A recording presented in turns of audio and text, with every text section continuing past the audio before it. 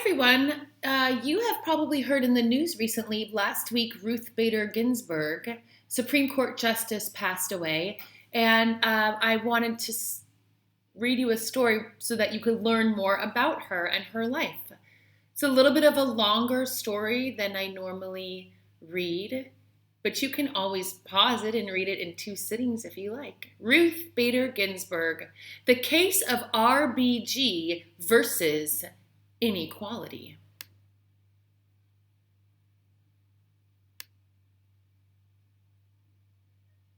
By Jonah Winter. Ruth Bader Ginsburg. Ladies and gentlemen of the jury, during this trial you will learn about a little girl who had no clue just how important she would become. You will see the unfair world she was born into, where boys were valued more than girls, where women were not encouraged to achieve and aspire.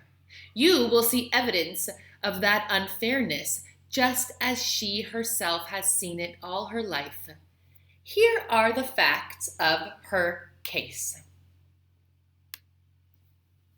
Ruth Bader was born on March 15, 1933, the daughter of two Jewish parents whose families had fled Europe for Brooklyn, New York, to escape anti-Jewish persecution.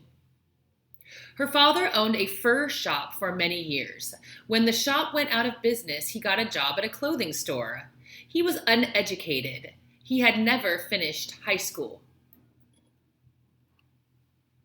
Ruth's mother graduated from high school at the age of 15, smart enough that she might have gone to college. But at this point in history, girls were discouraged from going to college. So Ruth's mother got a job to help pay for her brother's college education. Next came marriage and a husband who discouraged her from working outside of the home. Like many men of his time, he thought that a woman's place was in the home. This was what Ruth saw as a girl.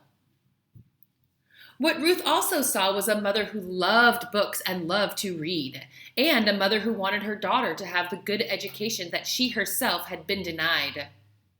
Ruth saw a mother who saved every penny she could for her daughter to someday go to college. Once a week, Ruth's mother dropped her off at the local library, which was above a Chinese restaurant, and left her there while she was getting her hair done. Surrounded by books and the smell of Chinese food, Ruth would choose 3 books to take home for the week. She liked books about mythology and Nancy Drew mysteries. This all happened in Brooklyn, which has long been home to lots of Jewish families and businesses. Brooklyn has also been home to anti-Jewish violence and vandalism. During the 1930s and 40s, to be Jewish in America was to know anti-Semitism. We now offer into evidence anti-Semitism experienced firsthand by Ruth. A sign outside a resort in Pennsylvania, seen from her parents' car. It said, "No dogs or Jews allowed." This happened right here in America.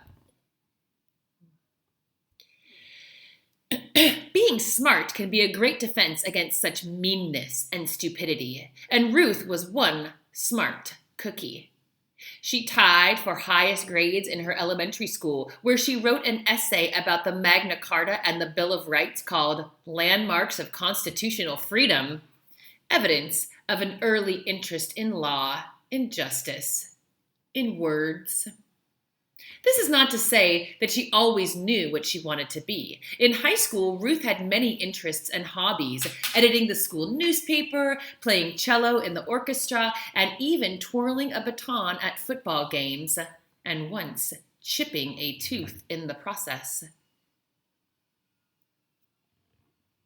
The day on which Ruth would graduate from high school with honors promised to be a glorious day. She ranked 6th out of a class of 700, and she had won a New York State scholarship for college. But Ruth was nowhere to be seen at the ceremony. That's because she stayed home. Ruth's mother had been ill with cancer for 4 years, and on the very day Ruth was to graduate, her mother died. Instead of wearing a cap and gown and being honored, Ruth was mourning the death of the person she loved most in the world, the person whose dream was to see Ruth go to college and become an independent woman. There was only one thing for Ruth to do. Suitcase in hand, she arrived at Cornell University, the same university her mother's brother had gone to, the same university her mother might have gone to, had she been encouraged. It was 1950, and very few girls went to college. At Cornell, male students outnumbered female students 4-1. For a girl to get into Cornell, she had to be very smart, but she had to pretend not to be smart if she wanted a boy to ask her out on a date. She could not be seen studying. This was a problem for Ruth, who was a very serious student. Her solution was to do her studying in the bathroom, where no boys would see her. That's just how things were. That sounds awful. And then along came Martin Ginsburg. Martin was different from any boy she'd ever met. He liked that she had a brain. And Ruth was different from any girl he'd met. She had dreams of having a career, of being independent. She spoke only when she had something interesting to say, and she was always listening, always thinking, always learning. In her constitutional law class, Ruth learned about freedom of speech and freedom of the press. Freedoms all Americans are guaranteed in the Constitution. She learned about a senator named Joseph McCarthy who was trying to take away these important rights, and brave lawyers who were fighting them in court. Learning about these lawyers made Ruth want to become one. She believed she could be a good lawyer and support herself. But the decision to become a lawyer was not an easy one for a woman to make in 1954. There were very few female lawyers in America. Ruth's own father discouraged her from going to law school because he believed she wouldn't get a job because her place was in the home. Ruth refused to listen to her father. She saw no reason why she should not become a lawyer. She was just as smart and capable as any man. Her verdict was final. She would go to law school, but first she would get married to her first and only love, Martin Ginsburg. And now, girls and boys of the jury, we offer into evidence some of the more outrageous nonsense Ruth endured, both during and after law school. Exhibit A. It was her first job out of college right before law school. Her boss demoted her and slashed her wages because he saw she was pregnant. This was a common practice. What could Ruth do? Exhibit B. Arrival at Harvard Law School, where there were only 9 women in a class of 500. Harvard did not even provide a place for the women to live. Not very welcoming. Exhibit C. In the law library, she was barred from entering the periodical room because she was a woman. Periodicals are like law magazines. The guard would not let her in nor help her in any way. She needed a book from this room. How was she supposed to complete her assignment? Exhibit D. Most classes had just 1 woman per class.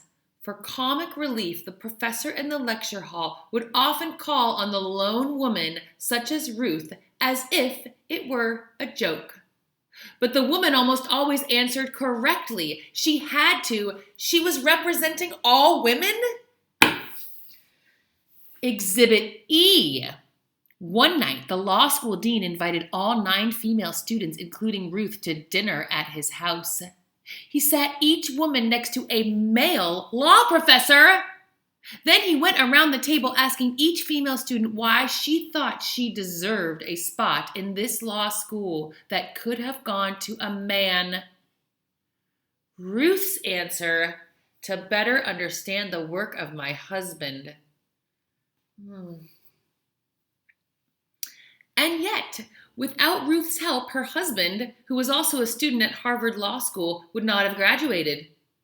He became gravely ill and was unable to attend classes. Ruth went to his classes for him and took notes so that he could pass his courses. She also took care of him and took care of their newborn baby. Jane went to her own classes and was an editor of the Harvard Law Review. Martin recovered, graduated, and got a job at a law firm in New York City. So Ruth transferred from Harvard Law School to New York's Columbia Law School and tied for first in class when she graduated. Surely Ruth would get a job, right? But at Columbia's Job Placement Center, most job postings said men only. Exhibit F. Even among the law firms supposedly open to hiring women, not one firm would hire her. She was a woman, she was Jewish, and she was a mother. Ruth just shrugged and moved on, first to a job as a law clerk, then as a law professor, only to encounter unfairness again and again. Exhibit G. At Rutgers University, she found out that female professors were being paid less than male professors. She and another woman sued the school and won. Exhibit H. Ruth would speak up at faculty meetings and the male professors would totally ignore her. A male professor would then say the very same thing that Ruth had said and get acknowledged for being smart. This kept happening even after Ruth became Columbia's first tenured female law professor. By the 1970s, a lot of women had had enough of this sort of treatment. They took part in protests and demonstrations with signs saying, "Enough is enough, equal pay for equal jobs, women's liberation, and equality." It wasn't Ruth's style to take part in protests, but she did do something. An organization called the American Civil Liberties Union, ACLU, asked Ruth to be in charge of court cases involving women's inequality. The reason they asked her? Because she was a woman and they thought this was woman's work. There was no end to this disrespect. Nonetheless, Ruth accepted the position, and in 1972, she became the leader of the ACLU Women's Rights Project, a battle in the courts against unfairness to women.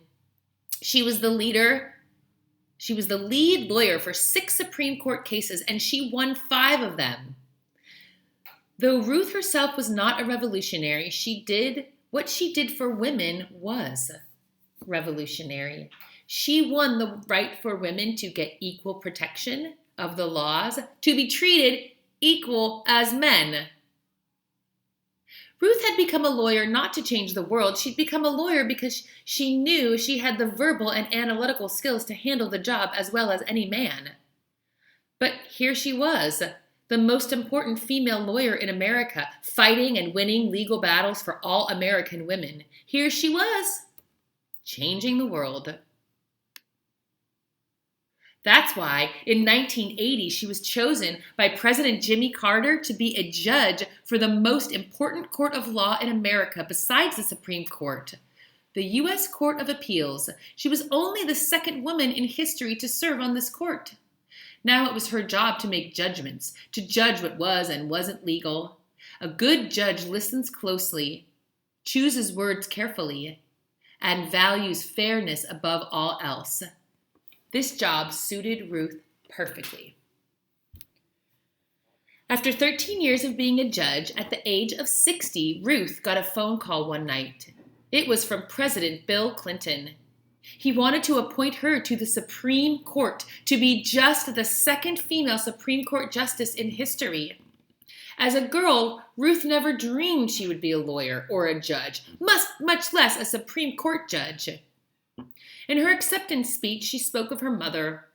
"I pray that I may be all that she would have been had she lived in an age where women could aspire and achieve, and daughters are cherished as much as sons. When Ruth arrived on the court, the first female Supreme Court Justice, Sandra Day O'Connor, was still serving. When Sandra retired, Ruth was the only woman on the Supreme Court for a few years, tiny and outnumbered. And yet, what she brought to the Supreme Court was enormous: dignity, civility, intelligence, and a soft-spoken manner. She also brought some of the most powerful, strongly worded dissents in Supreme Court history. A dissent is when a Supreme Court justice disagrees with the opinion of the majority of the 9 leaders.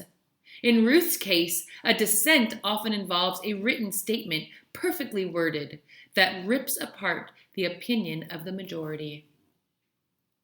So she's not afraid to speak up against injustice, even if she has to be the only one to speak up. Physical toughness is another of Ruth's trademarks.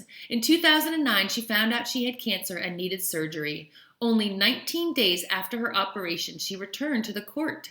She did so because she wanted people, especially young women, to see at least one woman on the Supreme Court. At any number of points in her life, Ruth could have given up. She could have listened to her father. She could have dropped out of law school. She could have abandoned her search for a job. She could have accepted being paid less than her male associates. Instead, she stayed on the difficult path she chose for herself, removing one obstacle after the next until she arrived at the very court that is the symbol of justice in America. There can be just one verdict, because she did not give up, because she refused to let other people define her limitations as a person. Ruth Bader Ginsburg has herself become a symbol of justice in America. And that's the end of that biographical story about Ruth Bader Ginsburg. Thanks for listening to that extra long story. Super, super important. She did die of cancer eventually, but it seems that she lived a very long time after her diagnosis and served on the Supreme Court all the way up until the end. Thanks. Bye.